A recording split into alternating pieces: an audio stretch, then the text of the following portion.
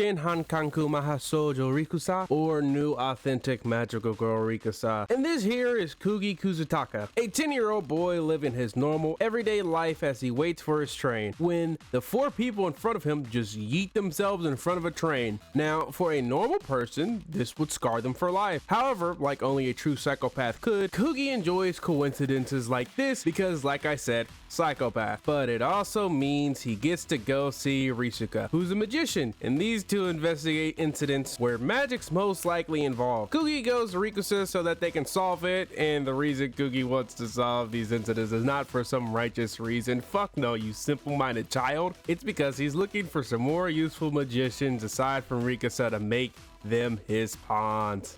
Also, Rikusa's power is to instantly jump through time after shedding blood. However, it's only her time she's able to control. Hey, I ain't gonna hold you. There's a lot of information this manga throws at you immediately. Very hard to summarize. Anyway, now, how did these two meet? Well, Rikusa was always absent at school, and as the class representative, Yugi went to check on her not to be a good classmate. You see, Yugi is a bit of an asshole that sees himself better than mostly everyone else. So he has the ego of your average Redditor. So he was only going to see her for it would visibly raise his value. But this changes as he then instantly sees Rikusa and realizes that she's not normal. By the way, turns out there's an entire prefecture where the magicians just be bullying apparently, and that's where she's from. Upon seeing her, Kugi also then thinks he has to obtain Rikusa at all costs and make her his pawn. But how can he do that, you ask? Well, coincidentally, Rikusa happens to have a father that's in an extremely long line for some milk, and she's trying to find him. Kugi realizes that this is his end, and boy howdy, he's not gonna let it slip by him easily. He then spills a bunch of complete and utter fucking nonsense that I don't even feel like summarizing, but nonetheless, it somehow fucking worked, I guess. And they partner up back to present day where, guess what? It wasn't suicide. Those were people committed. It was magic. Hey, did you know that the government does not recognize the existence of magic just cause they can? Another reason they're looking for mages is hoping to find leads to Rikusa's father. We then find out the cause of an accident was due to a magic formula that sucked people onto the track. Also, according to Rikusa, was probably a normal person who recently learned magic, which disappoints Kugi,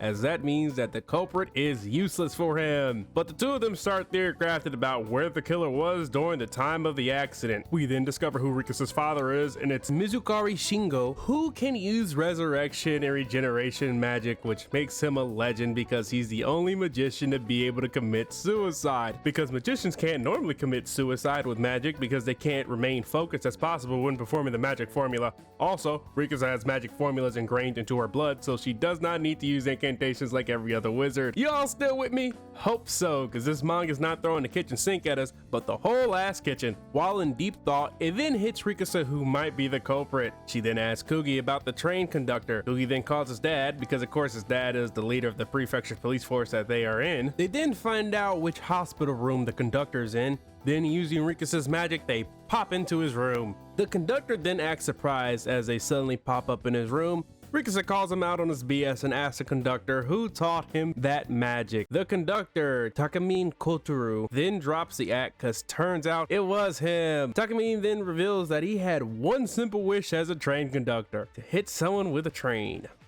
And that's right, you heard that correctly, but you know, is a goal. Also, Rikusa is a witch hunter who passes judgment on those who use magic on the outside since no one else will. Kotaro then springs his trap, which he's had a week worth of magic formulas to prepare, and as Kotaro is chanting his incantations, Rikusa then charges at Kotaro to stop him.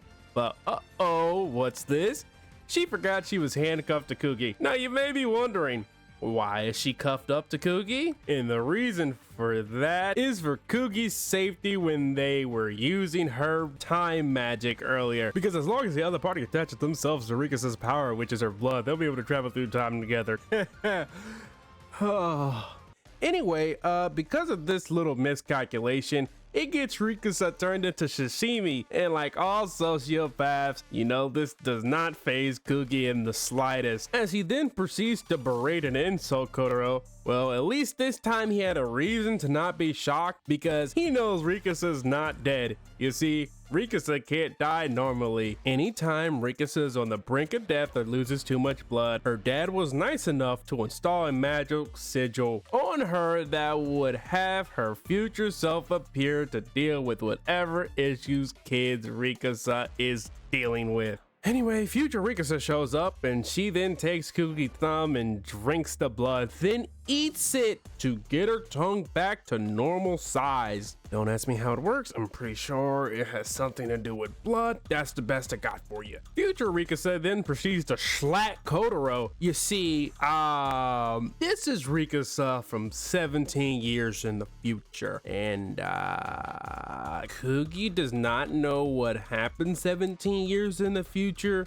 but this Rikusa is just like a tad bit more aggressive than the 10-year-old Rikusa. The future Rikusa then insults and berates Kotaro on top of that, and after doing that, she then proceeds to kill him in what I imagine is an extremely painful way to die. And now that that's over, Kugi is holding his thumb that's leaking like a faucet. Rikusa then rips off her own thumb and puts it where Kugi's used to be. It then attaches. Now, you may ask, how does that work? And my response is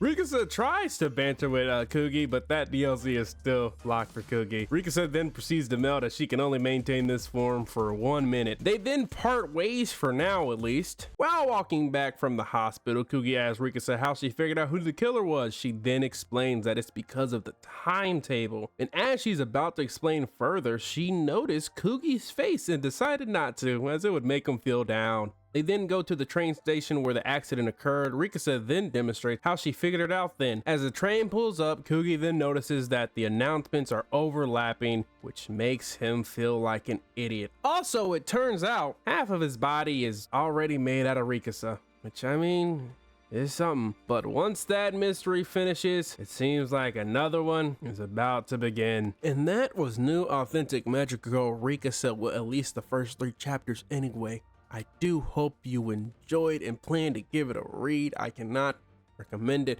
enough. Do know that it is a newer series. It released in 2021, so it's less than 3 years old. So don't expect, 50,000 chapters, or you also might be like, oh, I've never heard of this. Why haven't I heard of it? That's also why it's newer. So it takes a bit of time for, stuff to catch on, but I think it's really good and you should give it a read.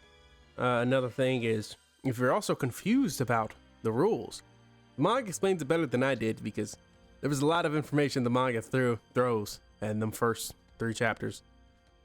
And it was very, very, very, very hard to just be like, what can I take? What can I take? Because it throws a lot at you about like the rules of the world and like the people's personalities and motives. So it was a very difficult to figure out what the hell am I keeping in, what the hell am I keeping out. But I think I did an okay job. I did enough. I did okay enough, good enough. So yeah, no. I definitely recommend this. I think you should give it a shot. It's real good. Yeah, I just think you should go ahead. I recommend this one to anyone and just read it for yourself, and I think you'll enjoy it. I'm gone. Peace.